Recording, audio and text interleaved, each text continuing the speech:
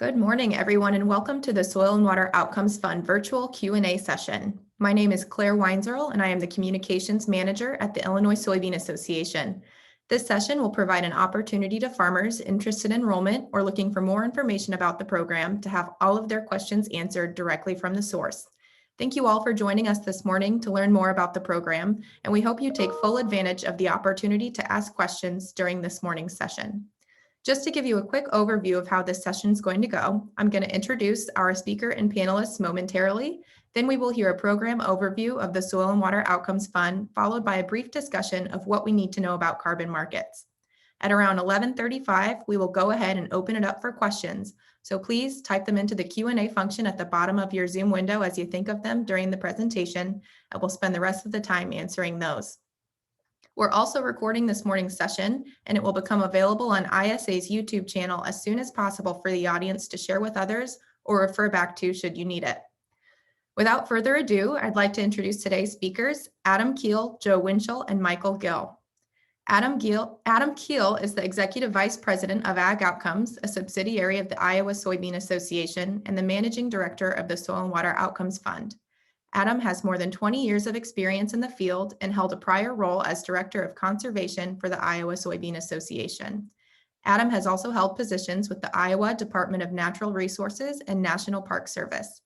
Adam grew up on a family farm near Decorah, Iowa. Adam earned a Bachelor of Science in Geography from the University of Iowa in Iowa City. Joe Winchell is a conservation agronomist for AgOutcomes. In this role, Joe works with farmers and affiliate recruiters on enrollment and helping enrollees succeed throughout the season.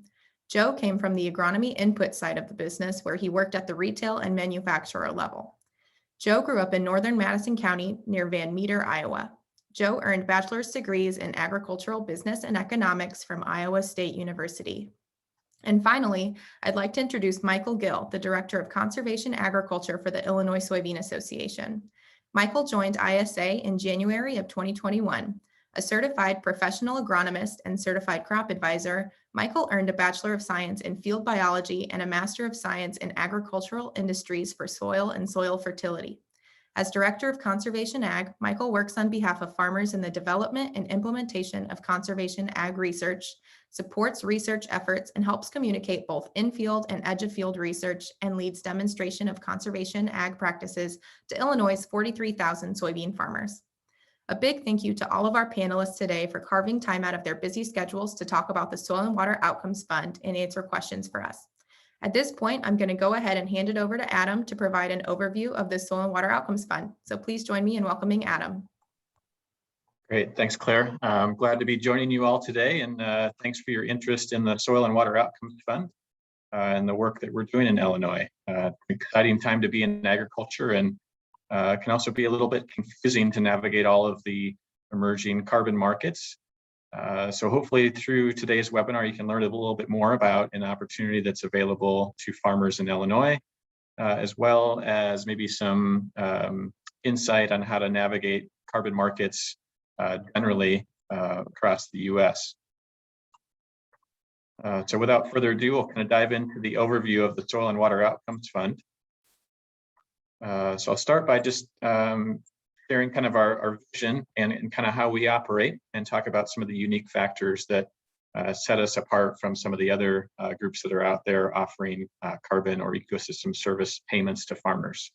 So first, the Soil and Water Outcomes Fund provides financial incentives to farmers to implement new conservation practices, and then we work to aggregate and sell, monitor, verify all of those resulting environmental outcomes to public and private entities that benefit from them. And we'll get into that description about those private and public entities here in a bit.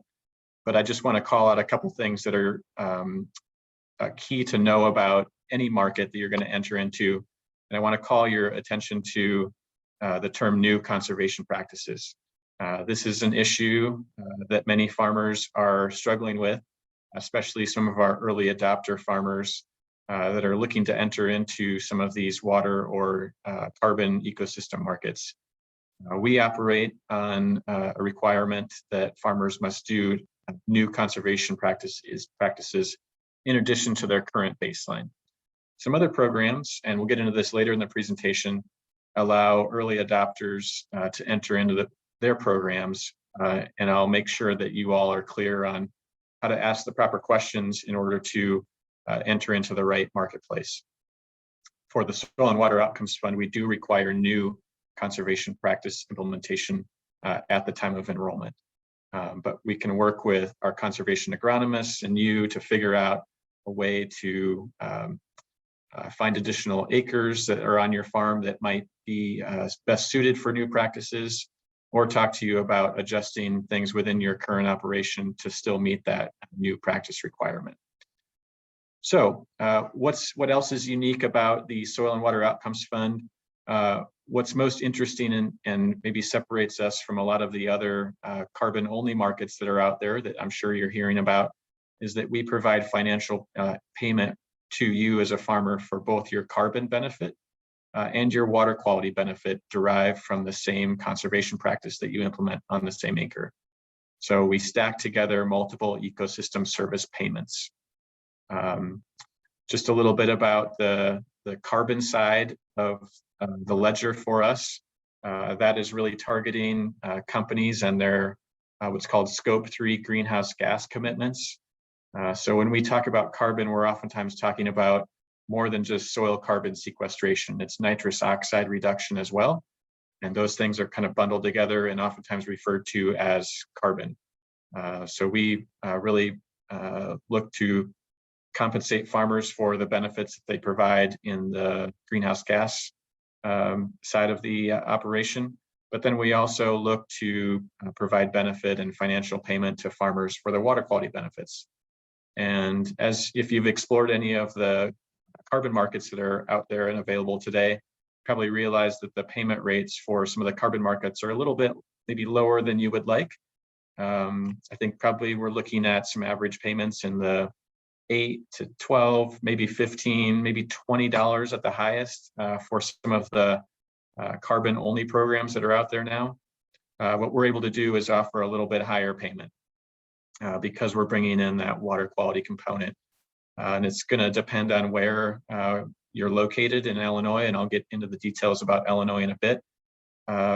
We're stacking together water quality and carbon payments together. So how does this work for you as a farmer? We'll just go through this quick diagram here, flow diagram, and kind of walk through the steps that you as a farmer would do here in Illinois. So first, I want to mention that we do have a very strong partnership in Illinois with the Nutrient Ag Solutions, who's helping us on the ground get farmers enrolled in the Soil and Water Outcomes Fund. So if you're a Nutrient Ag Solutions customer, be sure to talk to your local retail staff person about how to enroll in the Soil and Water Outcomes Fund. Also, can reach out to us directly and we can connect you with a nutrient specialist in the area or help you enroll in the program directly. So strong partnership there in Illinois. But we'll dive into the description of how the flow works here. So farmers would express interest in the Soil and Water Outcomes Fund, kind of starting on the left side of the screen here, and either work through Nutrien or through us directly. Through that onboarding process, farmers would provide baseline operational data for a couple years back, kind of a full rotation looking historically, and then would present to us what the future cropping system looks like with that additional conservation practice implemented. So oftentimes what we're looking at is a baseline scenario that does not include cover crops and maybe includes some more intense tillage. And then through the application process, you as a farmer would present something that would look a little more like a rotation that had less intensive tillage or less tillage passes, ultimately striving for a no-till or a strip-till type system, but then potentially also including cover crops. Doesn't have to, but our ideal cropping system to produce the most outcomes would be one that had minimal or no-till and cover crops. And if you want to go even further, take a look at what some of your fertilizer application rates are, timing, those kind of things can all produce environmental outcomes if adjusted in such a way to produce the outcomes, and through our work that we're able to show that those outcomes are generated. So farmers provide the baseline and the future scenario. We then take that data and information and run it through two environmental models. One tells us how much carbon benefits there are resulting from the change that you're proposing. The other would do the same analysis, but just look at the water quality changes that would result from the practice change that's going on the farm. Those two models and the outcomes of those models then inform what the payment is to farmers. So the more outcomes you produce, the more opportunity there is for payment. The payment is really calibrated to how much you produce. So similar to how much grain you produce on your farm. For example, the more soybeans you produce, the more revenue opportunities there are through the sale of those soybeans. Similar to carbon and water quality through our program, the more you can produce, the more payment there is. In Illinois, currently we have a $20 per acre cap. We are working in future years to hopefully raise that cap level up to a higher level. But based on the suite of customers that we've been able to put together for farmers in Illinois, our payment cap is currently set at $20 per acre. So farmers could either accept or reject if you weren't happy with the payment offering that we're providing you. But assuming that you accept, this typically would happen around now, this time of year. And when you sign a contract with us, it's for a one-year term. And then we would hope to renew that in future years. But you would sign a one-year contract, and at the time of that signing, you would receive half of the payment that you're due for that particular year's contract. That's something that's unique about the Soil and Water Outcomes Fund, and that's possible based on some of the financing innovations that we've been able to put together kind of on the back end of the Soil and Water Outcomes Fund. So again, unique offering here that when you sign the contract, there's going to be some payment. We hope that that payment helps, for example, buy cover crop seed or makes adjustments to the tillage equipment or the planter setups or other machinery that you need to make the conservation changes. So now we've got farmers under contract. We've got half the payment made to farmers, and then we would begin the monitoring and verification portion of the Soil and Water Outcomes Fund in the year. So we would look to get out on that farm and do some soil sampling on 10% of the farms that are enrolled. We'd also look to do some water sampling on an additional 10%. And then we would also look to do some remote sensing. So across all the acres that are enrolled in a given area, we'd look to use remote sensing to verify that things are happening per the terms of the agreement. And we also would look to get out on that field at least once, ideally after harvest, to see what the tillage is looking like, to see if and ensure that cover crops are planted. So one of our staff members would get out on that particular field and do some field inspections post-harvest, just to verify that things are being implemented per the terms of the contract. So once we go through that monitoring and verification process and into verification that all those things have occurred, I guess, then the farmer would be entitled to the second half of that outcome payment. So there you're made whole in terms of that yearly contract. And then we would move forward with, on our side, aggregating all of the outcomes that farmers produced across all of the areas that were working in a given state or area. And we would look to transact those outcomes to our customers. And our customers include a mix of public and private entities who value those outcomes that you as farmers are producing. Much like, again, grain that's being produced or other commodities that are being produced on the farm, there's an ultimate end customer. We have found customers for those water quality outcomes and for the carbon outcomes that are being produced from your farm. And just so you know, we have found those customers before we enter into a contract with you. So as long as you as a farmer follow the contract terms, we have a secured and committed payer for those outcomes that you produce. That again is a bit of a commitment that we're making to farmers that will guarantee payment if you follow through on your contract terms. That might be slightly different than some of the other existing programs that are out there now. And we'll get into that here in a little bit. So what's different about the program that we've developed here? Really, we're kind of flipping the switch on not paying for practices like what you might be used to through USDA or some other cost share programs that are available to you in Illinois, but we're really paying you for the outcomes. And again, the more outcomes you produce, the more opportunity there is for payment. This is, I think, a good switch for farmers. It kind of aligns with the way that I believe that you think when it comes to grain production. So let's think that way in terms of conservation and environmental outcomes. We're also unique in that we're stacking the outcomes together. We're not just a carbon program, we're also a water quality program. So by stacking those outcome customers or beneficiaries together, we're able to offer a pretty unique offering to farmers in terms of a bit of a higher payment. Less relevant to farmers, but maybe just good for you all to know, listening in here on the conversation, that we don't work everywhere, and we develop customized programs to meet our customers' needs and to meet farmers where they're at. So unfortunately, at this time, we can't work across the entirety of Illinois. We have a 11 county area that I'll highlight in a second where we operate in Illinois. Hopefully we'll get to the point where we can offer this program to more farmers in Illinois and other states, but we work where we have committed customers. And I think that's to the benefit of farmers, knowing that if you're going to enroll with us and sign a contract with us, we've got someone committed to purchase what you produce. So that's going to mean that we're going to work in priority regions or watersheds or supply sheds for our customers. And again, just want to reiterate the additionality requirement.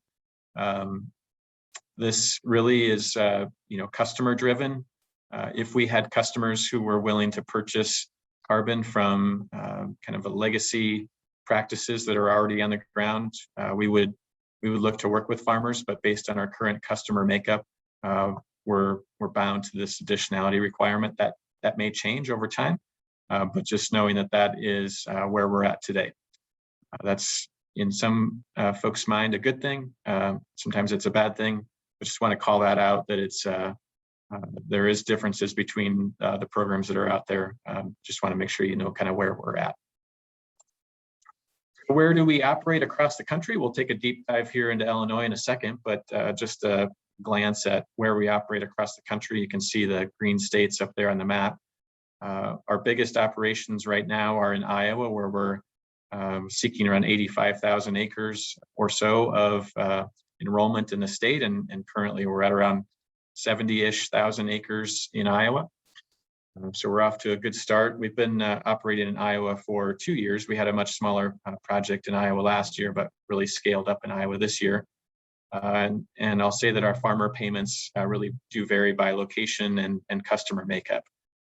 So in Illinois, we're able to offer $20 an acre, and I'll get into that. In Iowa, we're looking at a little higher payment, but again, we hope to raise that payment for farmers, not only in Illinois, but other states as well, as we look to add customers and mature the program a bit more. Our current customers across all the states that we operate include Cargill, Nutrient Ag Solutions, Ingredion, PepsiCo, BASF. We've got a couple of municipalities in Iowa that are purchasing from us. This is Ames and Cedar Rapids. The Iowa Department of Ag and Land Stewardship, which is the State Department of Agriculture, and USDA through some NRCS programs that we're working with allow us to expand our reach in multiple states. On our side, on the operations side, we're always looking to find new customers and new partnerships where we can work across new states. Again, we're committed to only working where we have committed customers. We don't want to get farmers in a situation where we're speculating on finding a customer. Again, that's different than some other programs. We want to have a committed customer on board when a farmer signs a contract with us. What do things look like in Illinois? This is where we're starting this year. You can see on the map, we've got the counties up in northern, northeast Illinois that are currently open for enrollment. You can enroll with us today if you wish. Our goal is around 20,000 acres, so not a huge number of acres in Illinois, just enough to kind of get our feet wet a little bit and see how Illinois farmers embrace the program, what kind of improvements we can make year over year, see how our customers interact, and really just get a feel for a new state and a new operation this year. As I mentioned, our farmer payments in Illinois are calibrated to the outcomes that are produced on the farm and max out at $20 per acre this year. We don't have any sort of minimum or maximum acre limits, so farmers can enroll as many acres as they want, so long as we have room in the program. And if you just want to try it on one field or two fields, that's allowable too. Talked a little bit about Nutrient Ag Solutions involvement in Illinois. They're really critical in helping us enroll farmers. So again, if you're a Nutrient customer in Illinois, be sure to reach out through them and inquire about enrollment in the Soil and Water Outcomes Fund.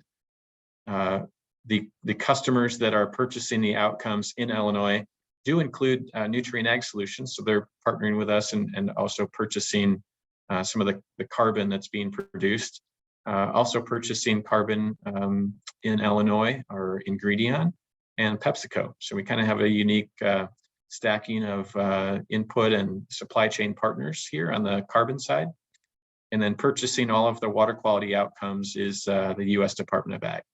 So when you sign an agreement with us, know that those are the ultimate end customers of the outcomes that you're producing on your farms. So you have a committed customer in those partners in Illinois.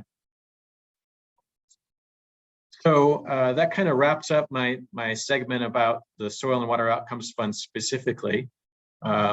As was mentioned in my introduction, I do have an affiliation to a commodity group in Iowa, and I oftentimes feel that there's a lot of confusion out there right now around carbon markets and what is happening in the space currently.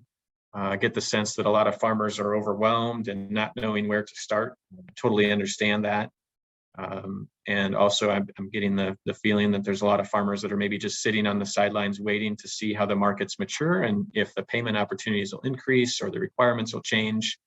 So knowing all of that, I just want to go through here a list of some questions that I think you as farmers should ask us as the Soil and Water Outcomes Fund, but also ask any other carbon markets that you're thinking about enrolling in.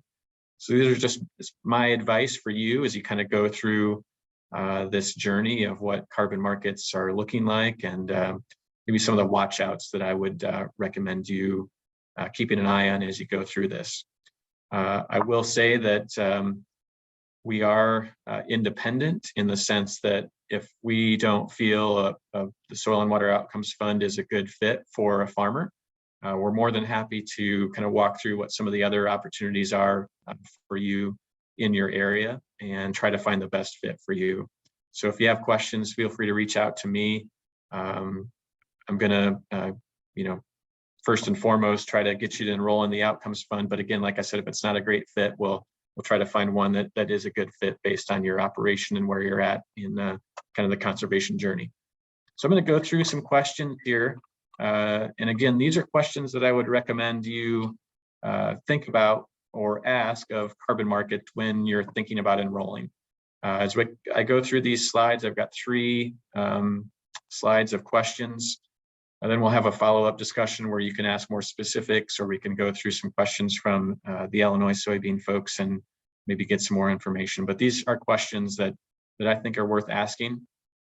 I will say as well that these questions are available on our website, so you can download a document and take these with you if you're talking with some folks in other markets. They're available on our website. If you go to the Farmer Resources tab, you can see them there. So let's go through these questions and I'll kind of just give some perspective on these. So the first question here, can I enroll fields with existing conservation practices? Again, this is getting to the additionality requirement.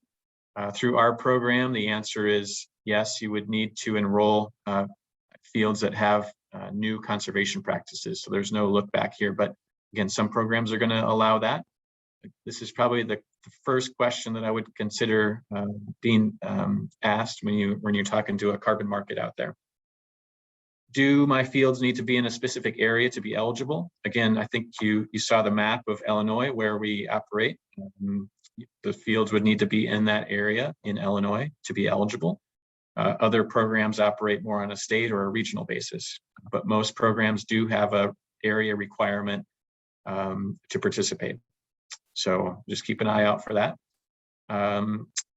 Next question, do I have to be a customer or client to participate?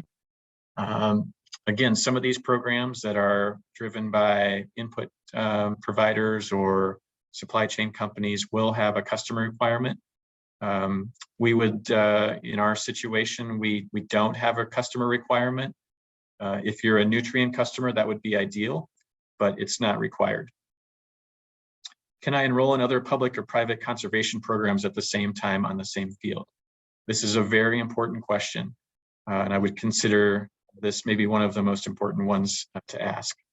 For us, we don't allow participation in other public or private conservation programs at the same time. We're rather unique in that way. And the reason that we do it this way is because we have the USDA as a customer. And we feel if they were to purchase outcomes from you through us, and you were to enroll in an EQIP contract at the same time, that would be not on the up and up.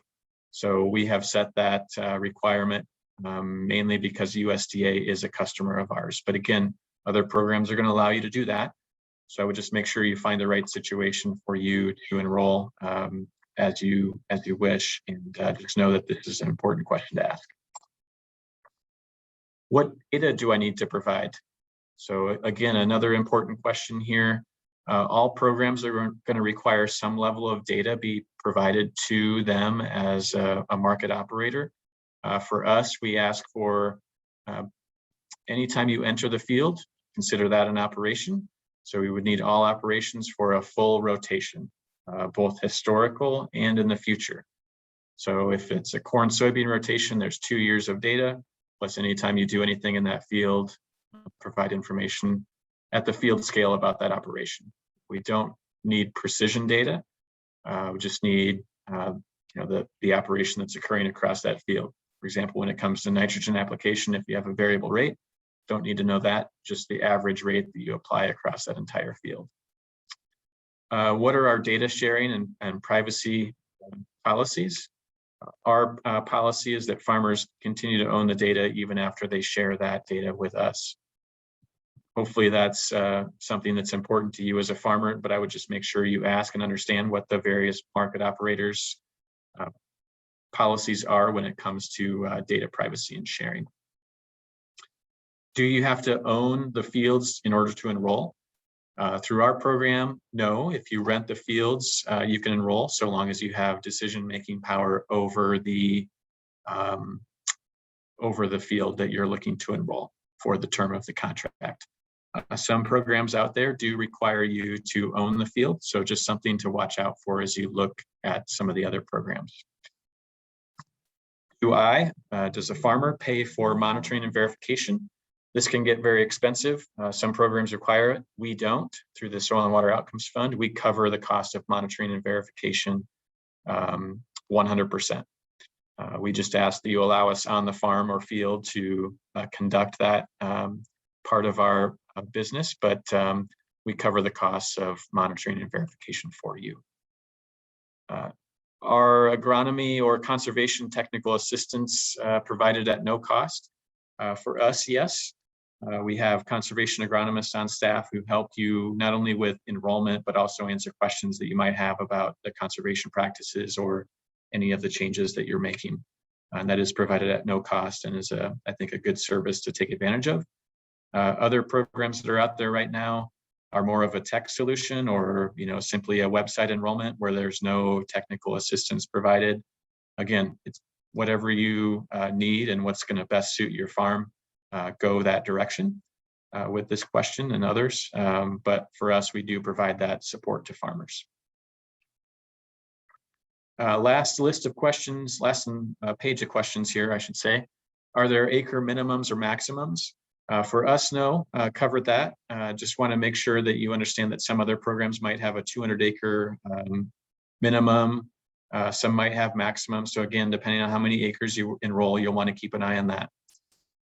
When do I receive payment? I think this is oftentimes an overlooked question that farmers may not fully understand when you enroll in a program. I've heard some horror stories about farmers waiting years for a payment in some other carbon programs that are available these days.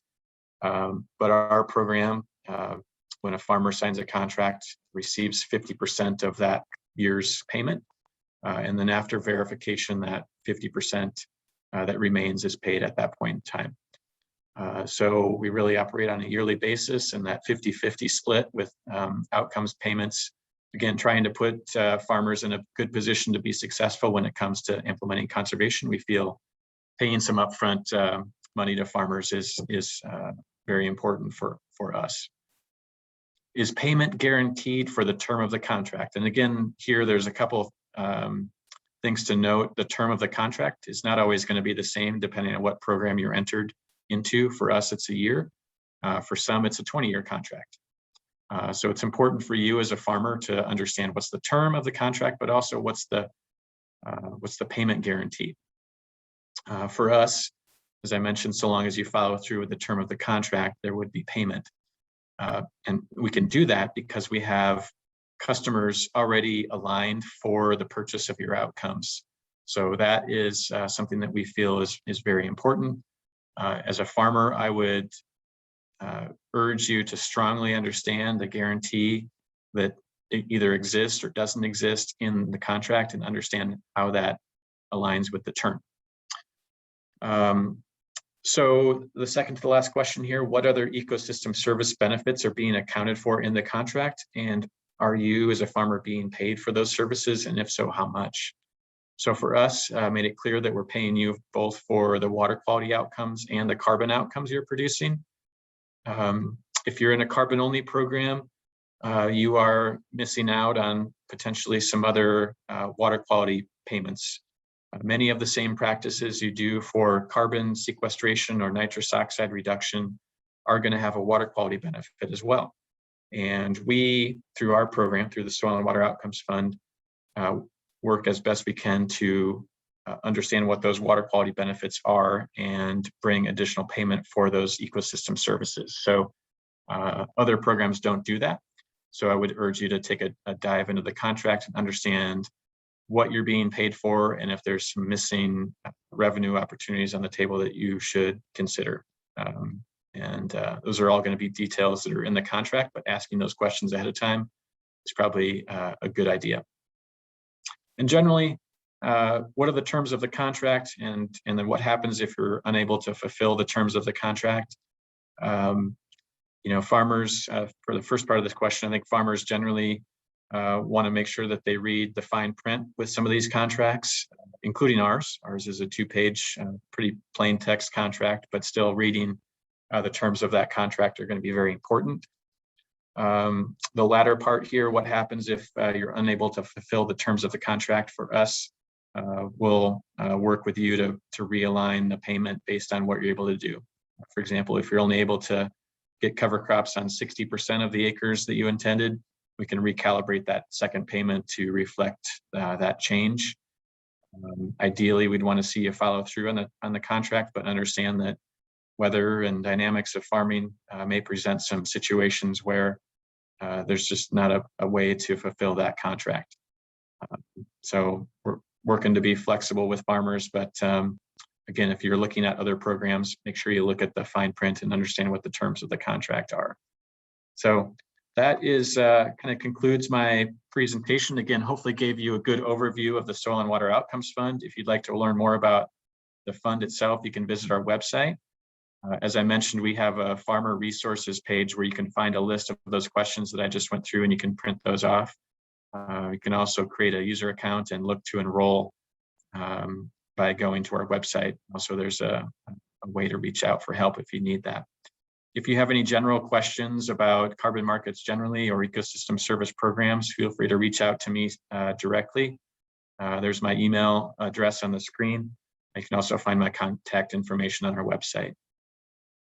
So with that, I'll stop sharing my screen and we can dive into questions that might be coming from the audience or some questions from folks at Illinois Soybean. So thanks for the interest and happy to answer any questions that might be out there. Great. Thank you, Adam, for that informative overview. We're now going to begin taking questions from the audience. So if you have a question, please go ahead and type it into the Q&A function at the bottom of your screen, and we'll get those answered. We did have some pre-submitted questions, so I'm going to go ahead and start with a couple of those. One says, will it be easy to switch carbon contracts every year with this program or other programs? Yeah, that's a great question. I think that's an area where carbon markets, including us, including the Soil and Water Outcomes Fund, need to mature. I want to get to the point where farmers can move between programs and figure out what works best for them in a given year. Right now, I think it's a little bit of an uncharted territory, honestly, to know how programs are going to react. We have, and Joe can speak to this if you want, Joe, but we've had some farmers come over from other programs where they've canceled a contract or avoided a contract and decided to move over to us. So that is a possibility, but we probably need to put together some guidance on how farmers can best do that. But that's a good question and a good point about where these markets generally need to mature. Yeah, excuse me, but to build on that, like Adam mentioned, I've worked with some farmers that unfortunately have had a kind of unpleasant experience in some markets where maybe they switched to tillage practice before, but were able to still qualify for the Soil and Water Outcomes Fund via adding another practice, whether that be nitrogen management, maybe cover cropping, etc. Maybe going from they went from conventional to reduced tillage, and now they're comfortable with moving to full tillage. But in their experience, they've gone a year or two in a program and still had not received any payment. And so I think, like Adam mentioned, some of the transparency and flexibility needs to improve.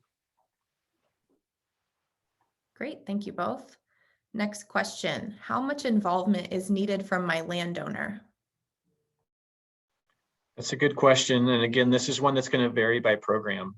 Some programs, not ours, some programs require that a landowner be aware, and some even require that they sign a document stating that they are supportive of this, of the tenant, in this question's case, enrolling in an ecosystem program. Ours, we just ask that you have decision-making power over that field for the year that you're going to enroll with us, and hopefully the future years that you continue to enroll with us.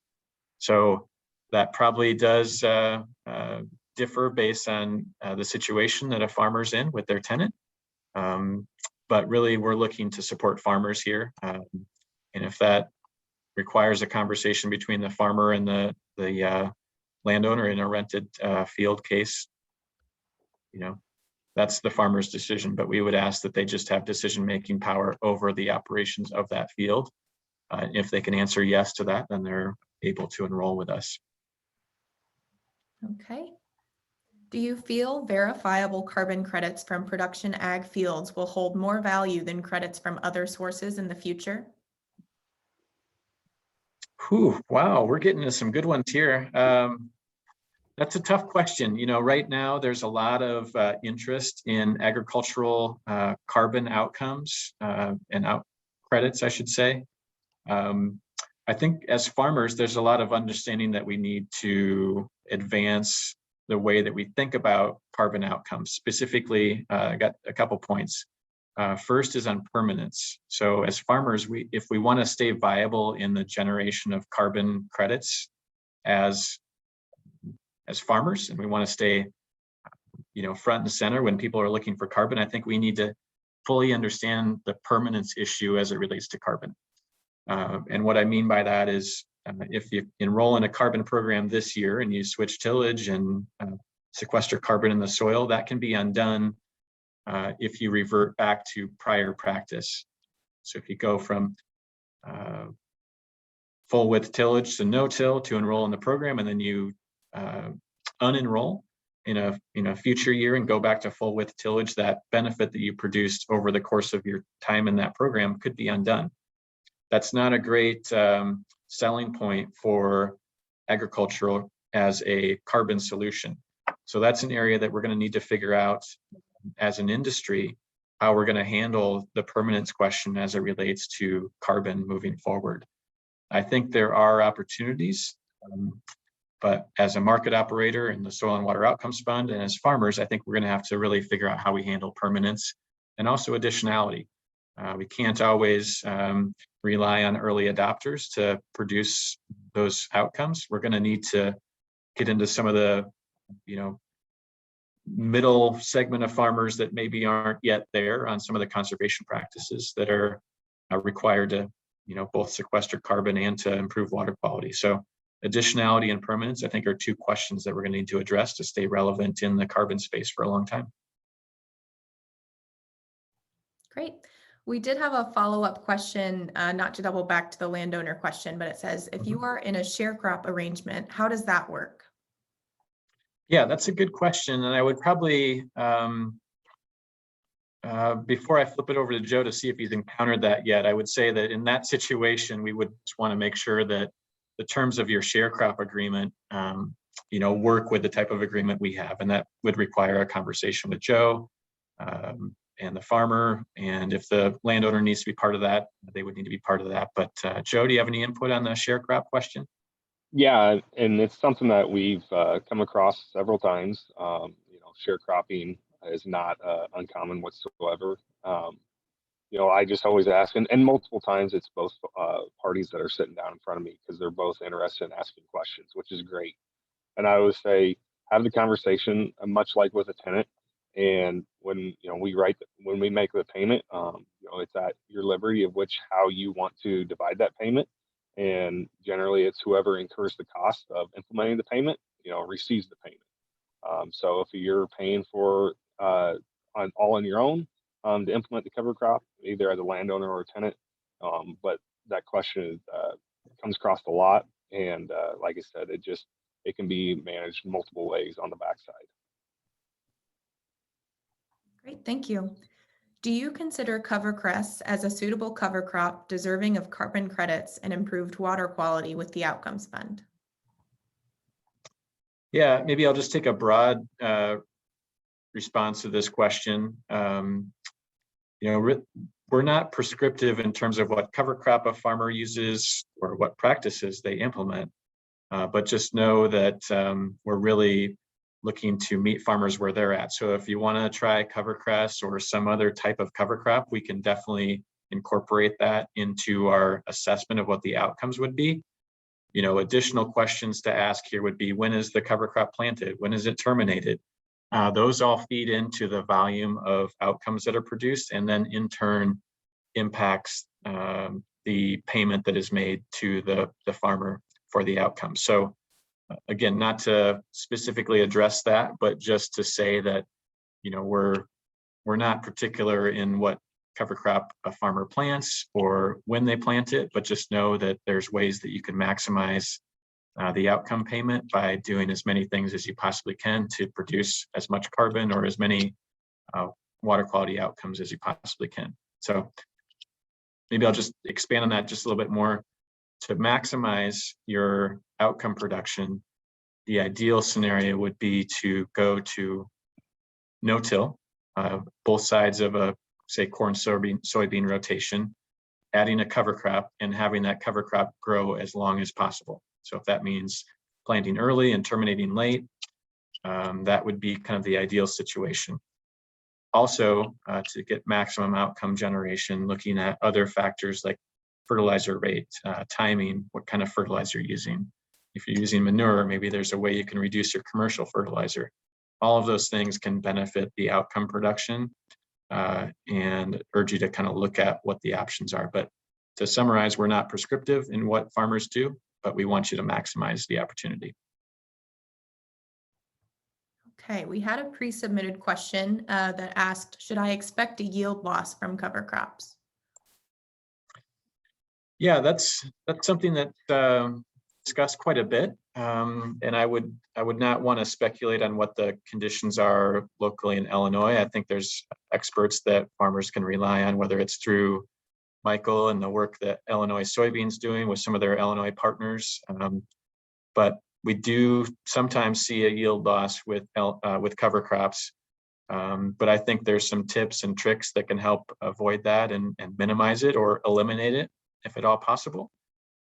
What we see, and maybe I'll ask Joe to talk about cover crops a little bit more and where we see most farmers going with that. But I think there's ways that you can place your cover crops in the rotation to minimize the potential yield loss. So Joe, do you want to talk about kind of what farmers are doing generally when it comes to cover crops and where they're placed in the rotation? Yeah, so depending on what a farmer's experience is with cover crops, if they've been doing some either through a NRCS type contract on some portion of their acres and they have experience, or maybe this is new ground for them and they're not used to it. I always want to make sure that we're going into it with the expectation that generally when you implement a cover crop in a rotation on a farm, that we're not just going to go about farming the same way that we have been. Depends on what our nitrogen program is. Say we do have something like rye ahead of corn, that rye is going to do its job as far as scavenging excess nitrogen. So we want to look at how do we manage our nitrogen program. Not too complicated. Just if you're not already, we look at doing something with banding nitrogen on the planter, side dress, something like that. It can get touch and go when we put 100% of our nitrogen out front with a rye cover crop ahead of corn. Also look at your planter. If you're switching to reduced or no-till and adding a cover crop, obviously most farmers know that we're not going to go into that situation planting like we would in a tilled field. What is our row cleaners and down pressure and down force and things like that. And so there are all sorts of questions to consider when we're implementing what's the right cover crop, what's the field condition, and how are you operationally set up to implement that cover crop in your rotation. Every operation is different, and they can all handle all sorts of different things. It's just making sure this is a good experience so we don't have a bad taste in our mouth at the end of the year and not want to move forward with either doing it again or expanding onto more acres.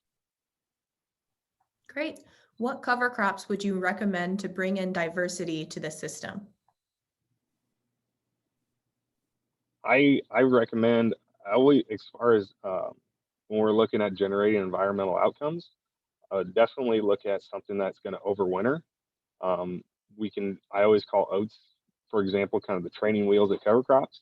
If you're not doing anything and you want to kind of start easy, we can look at something like oats and that are we're going to winter kill, and you don't necessarily have to manage in the spring. After that, something that overwinters, similar like triticale, rye, other things. Then also look at what's your need, what's the purpose of this cover crop. Are you looking at using it for a forage feed, for livestock, whether it's your own or a neighbor's. Maybe we look at a different cover crop that would have more feed value, might be more expensive, but in many cases I work with feedlots that they're actually able to logistically and economically reduce their feed costs and the production of that feed by utilizing a cover crop, planting corn or soybeans maybe only a couple weeks later than they normally would, and be able to have things done in a much more timely manner. Okay. Are soil tests showing a positive correlation from practices like cover crops, and how long does it take to see an improvement? That's the $1 million question. I should ask others that question too, but I'll talk about the dynamics around soil carbon and the length of time it takes to see change. So as farmers enroll with our program, we're collecting baseline soil sampling data on 10% of the fields that are enrolled. And we're collecting data at a depth of 12 inches, which is pretty becoming more standard in the carbon market space to look a little deeper than some of your agronomic-based soil testing. But I would say that the time it takes to detect change in soil for soil carbon is a long time horizon. A minimum of 5 years probably is required in order to detect change, if not longer.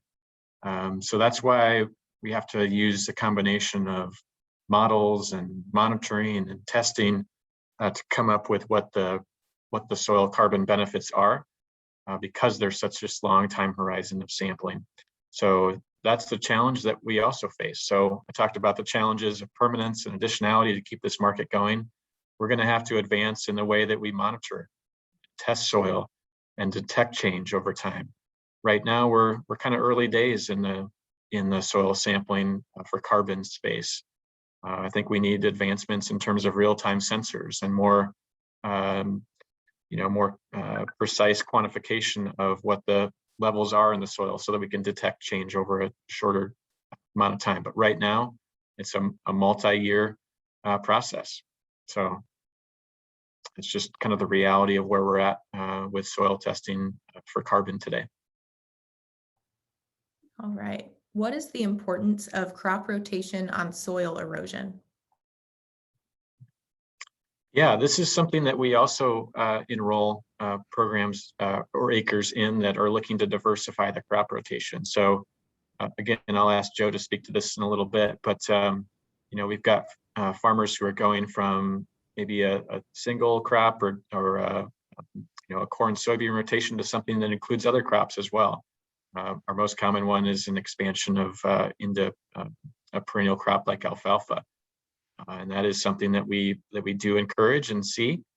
We also have some farmers that are looking to grow other crops too. We've got some that are looking to harvest the rye for seed. So, turning that crop into not just a cover crop, but a cash crop following, planting of that cover crop the prior fall. So we would encourage as diverse rotation as farmers are comfortable doing. Because I think that's going to improve the outcomes. But again, we're not being prescriptive, allow farmers to do what works best for them. But we do incorporate what they enter into the system, into the model, and what the outcomes show is what the payment, how the payment is calibrated. So Joe, anything to add there, or Michael? I'd build on it just a little bit. Anytime, and in fact, just this morning I was meeting with a farmer and we were talking about availability of cover crop seed. The economics, the logistics, the availability of it. What's going to be their cost to implement these practices. And I find more and more people and farmers being open to the idea of taking that rye cover crop instead of terminating it mid-April, looking at letting that go to seed.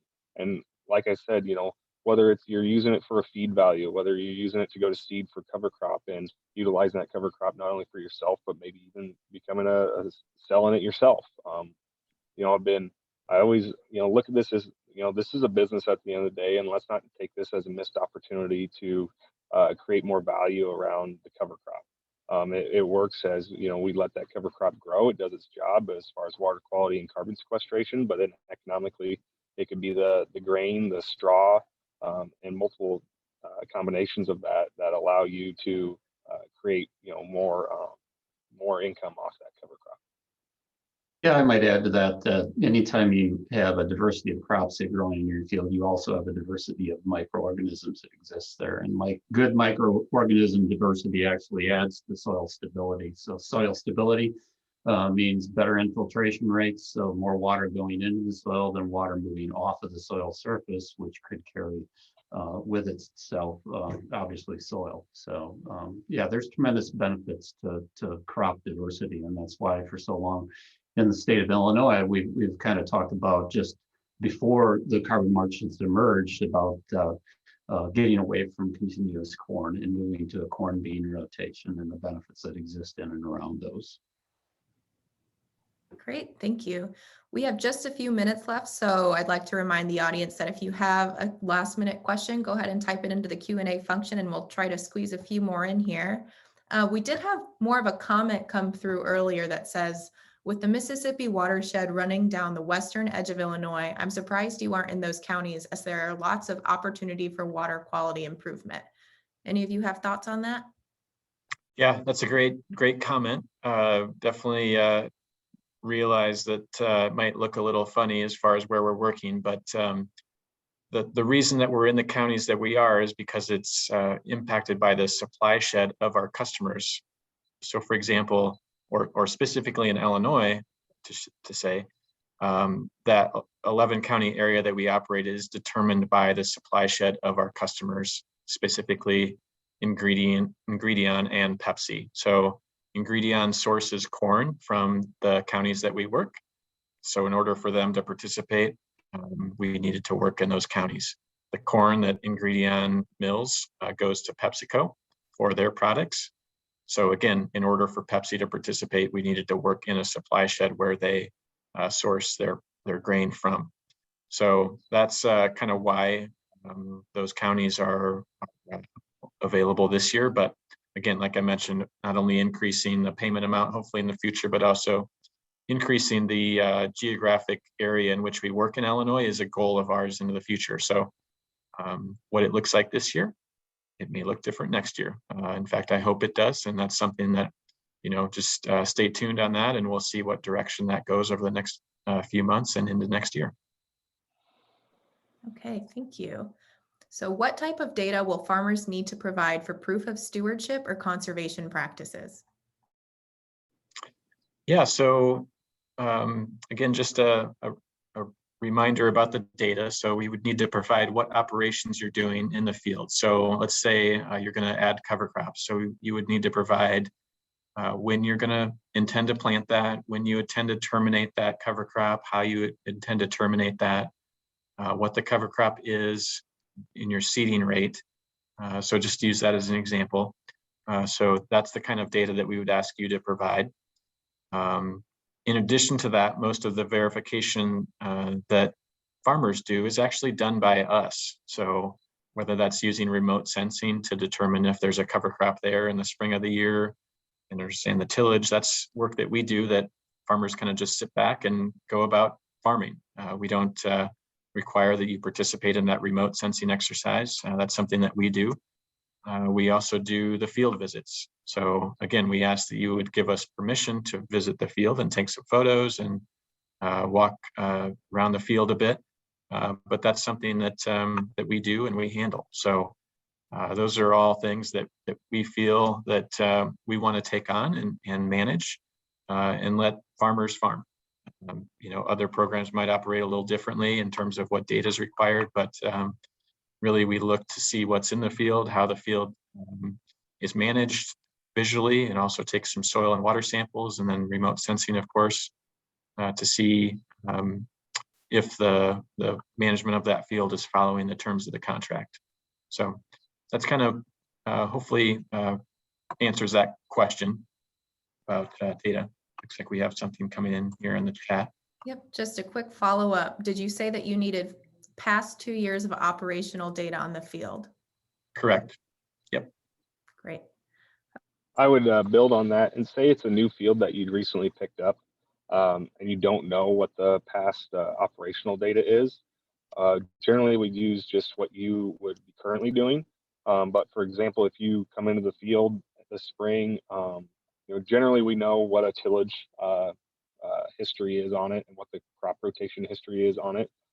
If we don't know any of those things, then we would just use what you're currently doing on the rest of your acres as a baseline for those. So we don't have any unknown data, influencing the outcomes whatsoever. Great, thank you both. Just one last question here to round out the webinar. Where can we find more information on the Soil and Water Outcomes Fund, and what's the best way to stay up to date with these programs? Yeah, so I'd say go to our website, which is www.theoutcomesfund.com to find more information about the program. On there, you can find our contact information. And like I said, feel free to reach out if you have questions about our program or just generally about the carbon market space. Additionally, I know that Illinois Soy and other commodity groups are really doing a great job of promoting or making farmers aware, I should say, of the emerging marketplace when it comes to carbon. So be sure to stay in tune with news and opportunities like this to learn about different carbon markets and what the details are around each particular market. So really encourage you to stay in touch there and just educate yourself. And if you're not participating today, just kind of keep an eye on the markets and see what they do and how they mature. I think there's a bright future here as long as we kind of do it the right way and show some success and show that farmers are committed to producing these outcomes that other individuals, corporations, or governments value. Michael, Joe, any final thoughts from either of you? No, just one final thought. I mean, as we think about the carbon markets, they're really markets that are under development. And I think Adam's point is really a good one, that watch these things as they develop. I know As an organization here, we have some in our next fiscal year, which will begin in September on.